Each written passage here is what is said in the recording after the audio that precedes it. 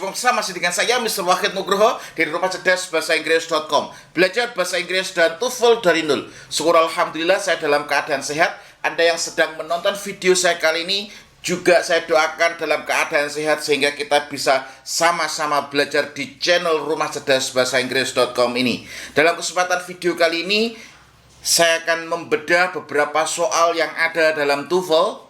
Anda bisa sediakan pulpen dengan warna yang berbeda seperti yang saya lakukan. Di sini sudah saya tulis dengan pulpen warna hitam. Saya menyediakan spidol warna merah dan warna biru untuk menganalisisnya. Dan saya sudah pastikan Anda yang menonton video ini sudah mempelajari seluruh materi yang ada di konsep belajar TOEFL dari nol, sehingga materi ini dengan mudah Anda bisa pelajari. Tapi kalau Anda sudah memiliki basic bahasa Inggris yang cukup, intermediate advance, Anda tidak perlu membeli konsep belajar TOEFL dari nol. Tapi kalau Anda basicnya masih lemah, karena Anda dituntut untuk lanjut studi, tapi kemampuan bahasa Inggris Anda masih lemah, Anda bisa cari buku konsep belajar TOEFL dari nol ini di link deskripsi dari video ini. Oke, untuk menyingkat waktu, mari kita bahas soal nomor 1 sampai nomor 4. Soal 1 sampai nomor 4 ini sebenarnya mudah kalau Anda tahu ilmunya. Kenapa?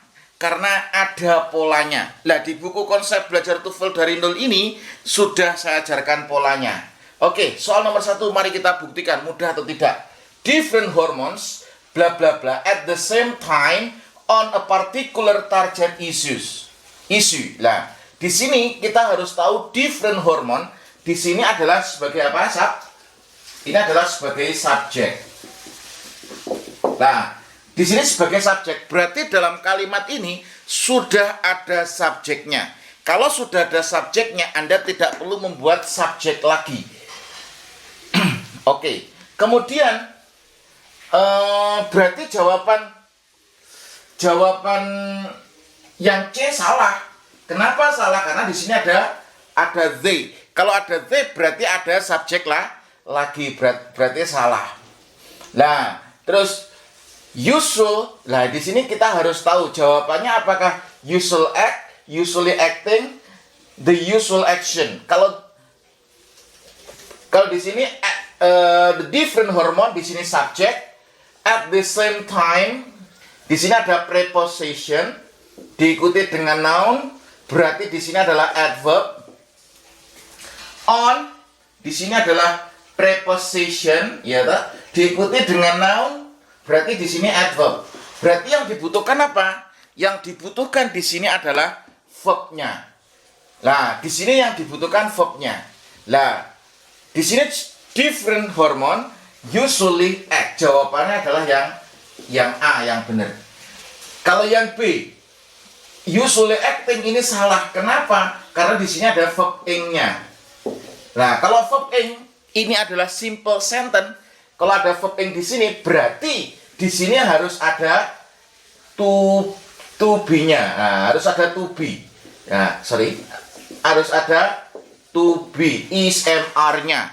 Tapi karena di sini adalah simple sentence, sudah ada subjeknya, butuhnya hanya verb saja, maka di sini yang benar adalah act. Kalau yang D, the usual action, ini juga salah. Kenapa? Karena di sini bukan verb. Bukan verb. Yang dibutuhkan di sini adalah verbnya. Oke. Kemudian soal yang nomor 2, ini mudah sekali kalau Anda tahu ilmunya. The tidal forces on the earth due to only 0.46 of those due to the moon. Nah, di sini kita tahu subjeknya apa? The tidal force. Di sini adalah subjek. Nah, di sini ada preposition plus noun. Preposition plus noun ini adalah adverb.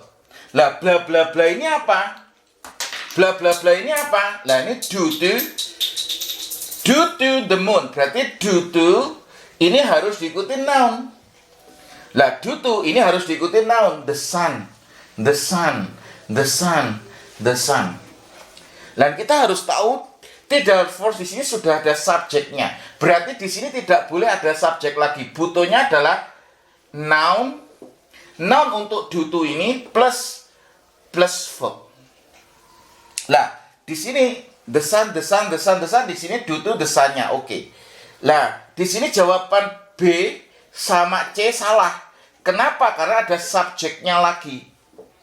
Ya, ada subjeknya lagi, makanya salah. Kalau ada subjeknya lagi berarti nanti double subjek. Nah, jawabannya berarti antara A sama D. Lah, di sini subjeknya apa? The tidal forces. Forces ini adalah jamak. Kalau jamak berarti harusnya pakai are. The sun are. Nah, are di sini disebabkan karena subjeknya adalah the tidal forces. Subjeknya adalah plural, maka di sini harus are, gak boleh pakai is. Bisa dipahami? Kalau Anda paham, please comment. Kalau Anda sudah lolos setelah menonton video-video YouTube saya, Anda please comment.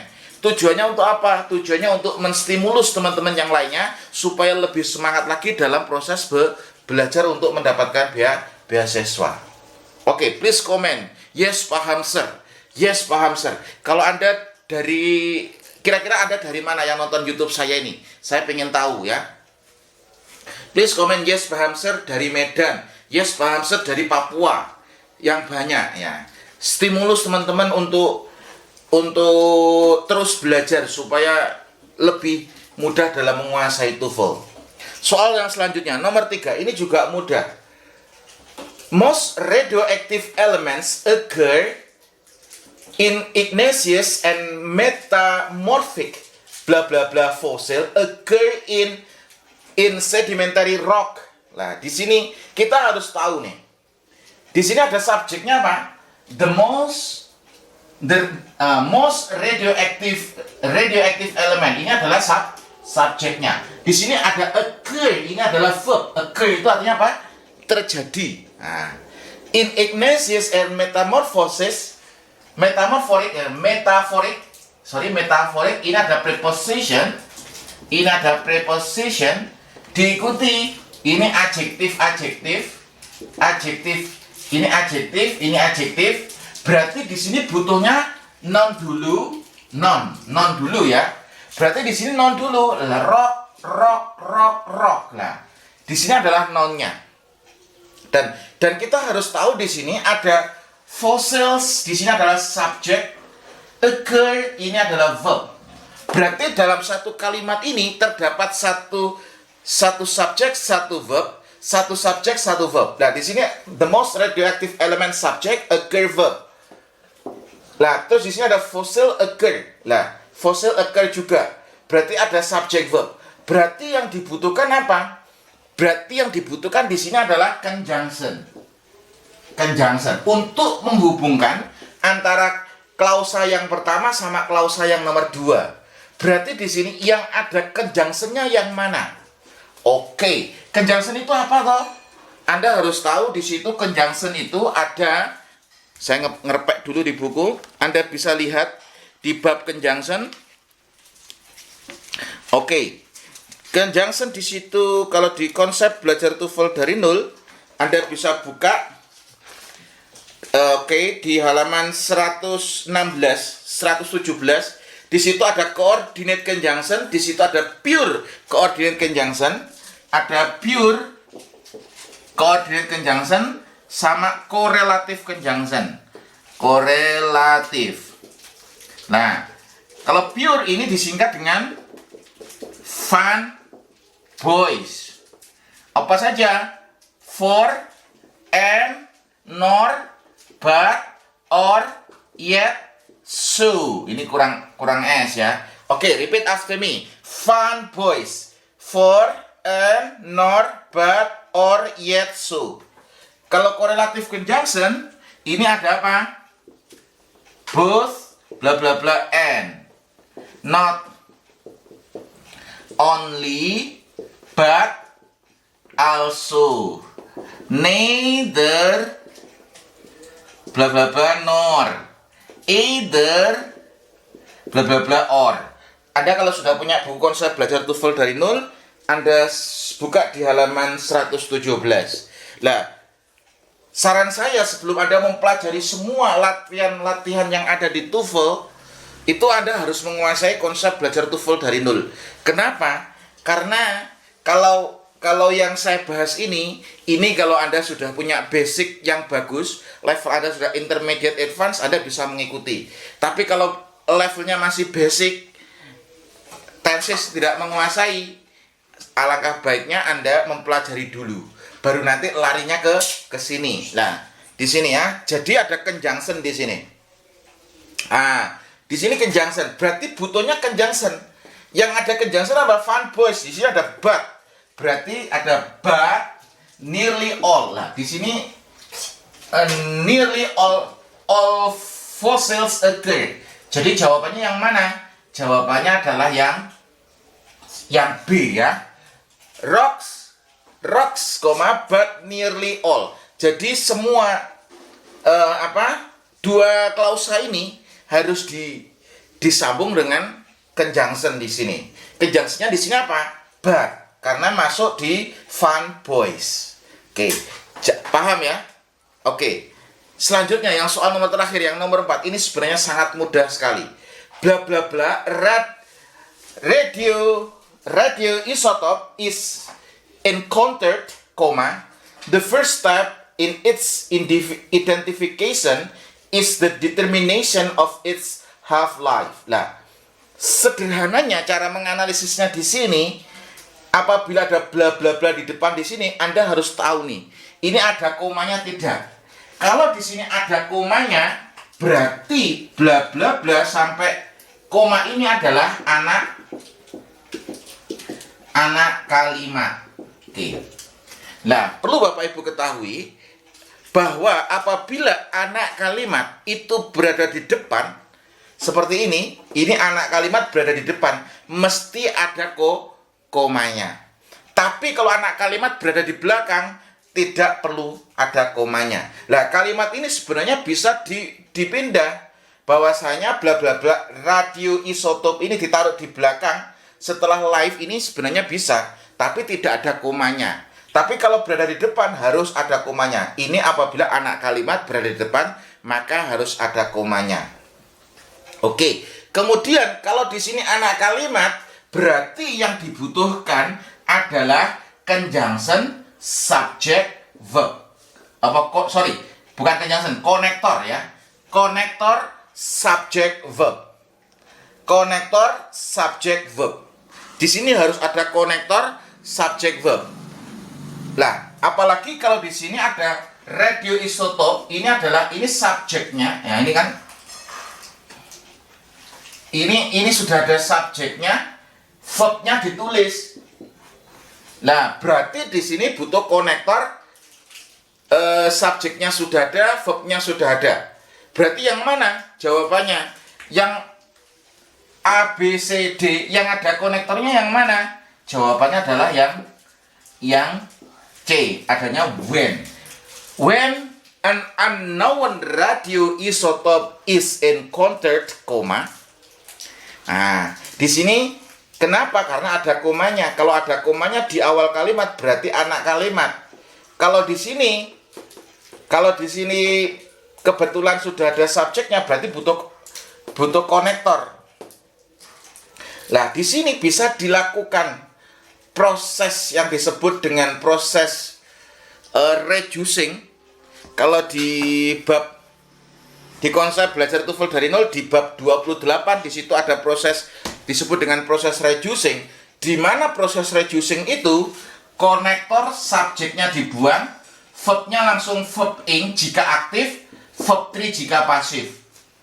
Dan syaratnya apabila subjek di anak kalimat sama subjek di induk kalimatnya ini sama. Tapi kalau tidak sama bagaimana? Tidak bisa. Kalau di konsep belajar TOEFL dari nol, ini di bab nomor 28, di bab terakhir. Ini babnya apa, Sir? Ini babnya adalah adverbial clause. Oke, adverbial clause. Apa adverbial clause itu, Sir?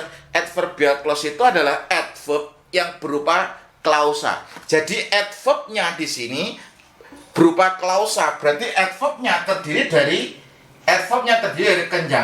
konektor, subjek sama verb. Lah, konektor itu apa saja? Anda buka di buku konsep belajar TOEFL dari nol, ini banyak sekali. Dan perlu Bapak Ibu ketahui, buku konsep belajar TOEFL dari nol ini sudah disertai e-course. Cara belajarnya bagaimana? Anda tonton e-course-nya, materinya sambil buka bukunya. Kemudian Anda kerjakan latihannya. Setelah Anda kerjakan latihannya, selanjutnya Anda tonton pembahasannya. Kenapa kok saya buat seperti itu? Karena kebanyakan buku TOEFL itu hanya kalau Anda beli, karena Anda dituntut untuk belajar TOEFL, Anda beli TOEFL, buku TOEFL. Setelah itu yang terjadi apa? Anda taruh di rak saja. Loh, kenapa kok harus ditaruh di rak? Karena tidak tahu cara belajarnya.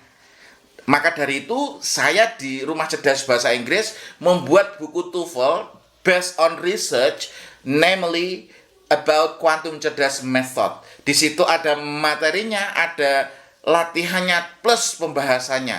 Lah, itu nanti metodenya bisa diterapkan ke berbagai macam soal, dan semua soal ini sudah ada di buku konsep belajar TOEFL dari nol.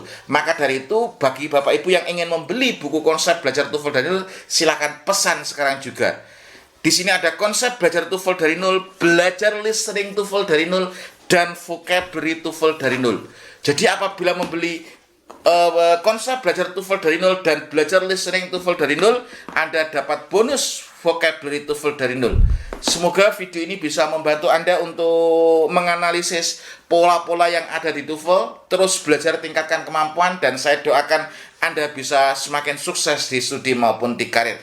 Saya ucapkan terima kasih kepada tim saya, Azkia dan Albab, yang sudah menemani saya untuk mengambil video pada kesempatan video kali ini. Sekian, semoga bermanfaat. Terima kasih.